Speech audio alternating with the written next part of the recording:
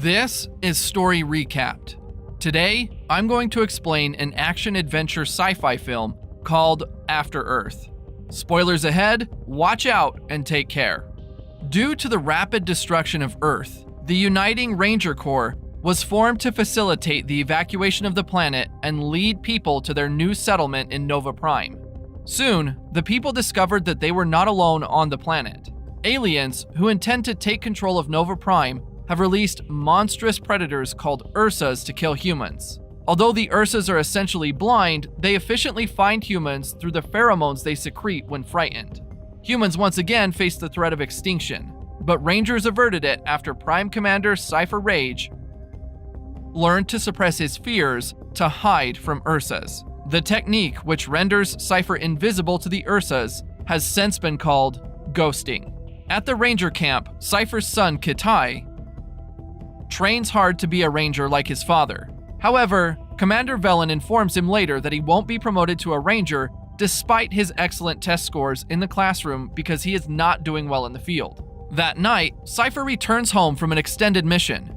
During dinner, Kitai informs Cypher that he didn't advance to a ranger. Cypher assures him that Velen made the right decision and the commander would have promoted Kitai if he was ready. Later, Cypher informs his wife, Faya, that he will be going to a planet called Iphitus the next day to train cadets. He will then announce his retirement after its completion so that he can be with his family. Faya encourages Cypher to talk to Kitai as his father, not his commanding officer, because the boy wants to reach out to him. She believes that Kitai is in despair because he blames himself for what happened to his sister, Senshi. Later, Cypher orders Kitai to pack his bags because he's taking him to Iphitus. As they prepare for the journey the next day, a ranger with an amputated leg approaches Cypher to express his gratitude for saving him and 4 others during an intense battle with Ursas. The man was able to see his baby's face for the first time because of Cypher's heroic act. The ranger then asks others to help him stand up so he can salute Cypher. During the journey to Iphitus, Kitai tells Cypher that he's been reading Moby Dick, a book that Cypher used to read with Senshi. Cypher advises Kitai to take a nap, but Kitai decides to wander around the ship instead.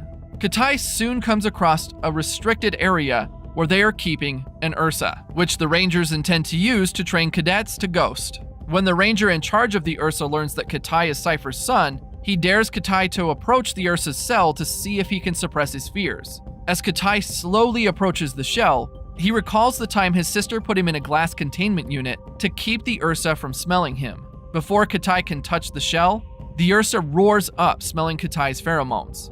Not long, Cypher instructs the Rangers to be on full alert. He then tells Kitai to put on his life suit and strap himself to his seat.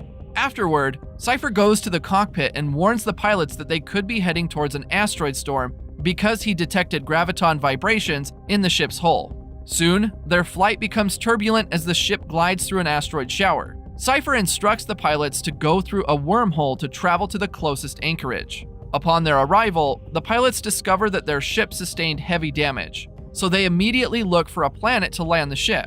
They soon locate a planet, but the ship's computer warns them that it is unfit for habitation. Despite the warning, Cypher orders the pilots to land the plane there when he learns that the ship can no longer travel through another wormhole. As the ship enters the planet's atmosphere, Kitai panics, but Cypher tells him to take deep breaths to calm down. Suddenly, Cypher is carried away by a gust of wind as the ship begins to break apart. Soon, Kitai passes out as the ship crashes to the unknown planet. Soon after regaining consciousness, Kitai looks around for survivors and finds his father, who is unconscious but still breathing. When Cypher wakes up, Kitai reports that the ship's tail, which contains the Ursa, is gone. Cypher instructs Kitai to find the emergency beacon in the cockpit, but they soon learn that it's damaged.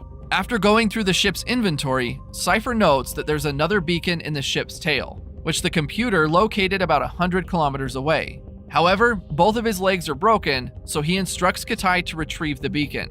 Cypher then hands Kitai 6 vials of air filtration inhalers to help him breathe more comfortably in the environment. Cypher assures Kitai that he'll see everything he sees because there are cameras in his life suit and backpack. Then, Cypher informs him that they are on Earth and warns him that every creature on the planet has evolved to kill humans.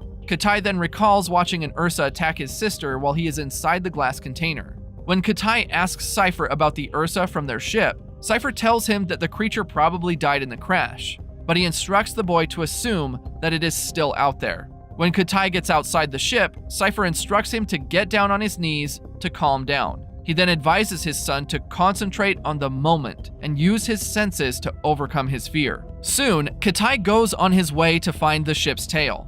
Upon reaching the top of a cliff, he sees cattle grazing freely on the hills and countless birds soaring through the sky. Cypher releases several probes to find the Ursa. Cypher then notifies Kitai that the temperatures on the planet drop to freezing level at night, but there are several hotspots. Kitai must reach a hotspot each night to avoid freezing to death. After scanning his injury, Cypher thinks about taking painkillers, but he decides against it when he sees a warning that it could make him drowsy and impair his vision. When he hears Kitai calling out to him, Cypher suddenly recalls the time Senshi contacted him while he was away on a mission. Senshi told him that a boy lent her a copy of Moby Dick. When Senshi asked if people really liked whales on Earth, Cypher explained that humans hunted them for oil. While walking around the forest, Kitai notices that his suit suddenly turns black. Cypher notes that it's equipped with motion sensors and informs Kitai that a life form is headed in his direction. Soon, a large baboon emerges. Cypher instructs Kitai to stay still, but the boy throws a rock toward it to scare it away. Not long, several other baboons come out of hiding. The monkeys start throwing rocks at Kitai, so he runs. Cypher guides Kitai to the river to keep the primates from following him. After Kitai gets away from the baboons, Cypher notices toxins in Kitai's bloodstream through the monitor, so he tells the boy to check if he's cut. Kitai notices a leech on his hand, so he immediately takes it off. Kitai soon starts to feel the effects of the toxin, so Cypher immediately instructs him to administer the antitoxin. Despite losing his senses, Kitai manages to inject himself with the antidote. However, Kitai is still not able to move because the venom from the leech is still in his bloodstream. Hours later, Cypher urges Kitai to get up and run to a hotspot because the temperature is starting to drop. When Kitai gets up, Cypher prompts him to run 10 kilometers within 50 minutes. As Kitai runs through the forest, the computer notifies Cypher that he needs an arterial shunt to treat his leg, so he cuts his leg open to insert a tube. As he endures the pain, Cypher recalls Senshi's 19th birthday. He is still away on a mission, so he has to communicate with her through a screen. Senshi asks him to help her blow the candle, so he points out that he can't blow the candle through the screen. Faya persuades him to go along, so Cypher decides to blow on the screen. After the candles go out, young Kitai emerges and laughs cheerfully. When Kitai reaches the hotspot, he checks his equipment and discovers that 2 vials of his inhalers are broken, but he doesn't tell his dad. Cypher tells him to use one, so he only has 2 vials remaining. That night, Kitai asks Cypher how he learned to ghost. Cypher notes that an Ursa once attacked him and impaled his shoulder with its pincer. As he fought with it, they ended up falling to the river. The Ursa stayed on top of him to drown him, but when Cypher thought he was dying, he pulled out the Ursa's pincer and realized that it could no longer find him because he was no longer afraid. He then concluded that fear is not real, even though danger exists. The next day, Cypher tells Kitai to head to the waterfalls after seeing numerous corpses of primates through the probes. When Kitai gets there, Cypher asks him to count his inhalers. Cypher soon discovers that Kitai only has 2 vials left, so he checks his computer to see how much he needs to reach his destination.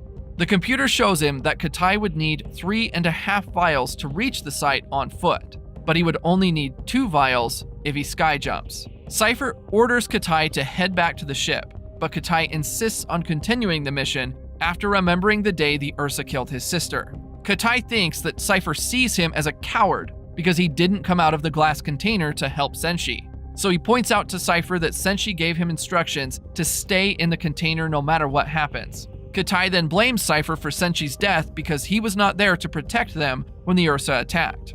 Despite his father's instructions to turn around, Kai jumps off the cliff and uses his life suit to glide through the air. Soon, a large condor chases after him, so Kitai takes a dive and tries to hide behind the waterfalls. However, the condor attacks him as soon as he comes out of the falls. Cypher immediately loses the video and audio communication with him. When Kitai wakes up, he finds himself in a nest lying next to the condor's chicks. As he tries to leave, he sees several lions trying to get inside, but the condor attacks them. A lion soon enters the nest, but Katai manages to throw it out by evading its attacks. The condor grabs another lion that gets inside. When a third lion tries to attack Katai, he uses his cutlass to punch a hole in the ground. A few minutes later, Katai gets down from the tree and sees the condor mourning the death of its chicks. Soon, Katai uses his last vial of the inhaler. While traversing the river on a small raft he built, Katai falls asleep and dreams about Senshi. He tells Senshi that he was about to come out of the glass containment unit to help her, but Senshi contends that he did the right thing by staying inside. Katai mentions that Cypher thinks he should have tried to save her, but Senshi notes that Cypher is just mad at himself. Katai starts reciting parts of Moby Dick to Senshi, but she urges him to wake up. When he awakens, Katai notices that the temperature in his surroundings is dropping. He tries to find a hotspot, but he falls unconscious in the middle of the forest. As the snow starts to cover his body, something drags him to a hotspot. In the morning, Katai sees the condor lying on the ground. He realizes that the bird saved him, so he expresses his gratitude, but he finds out that it died in the process.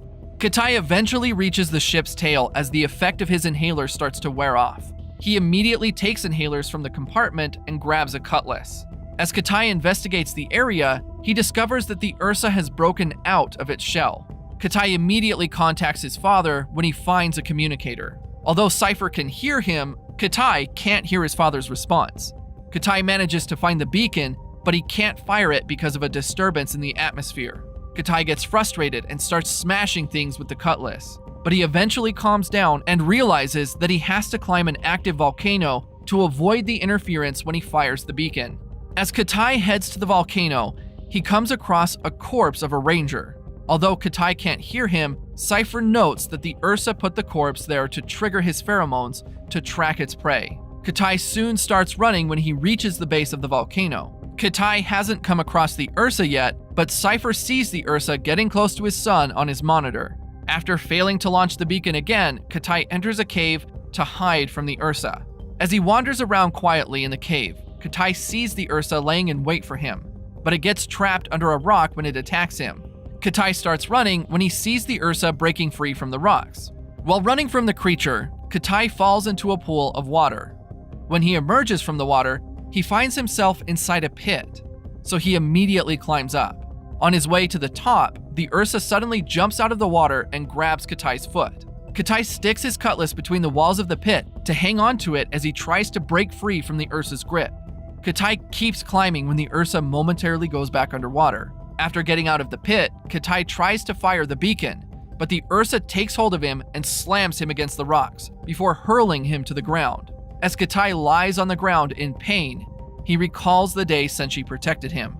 He then remembers Cypher's instructions to focus on the moment and make use of his senses.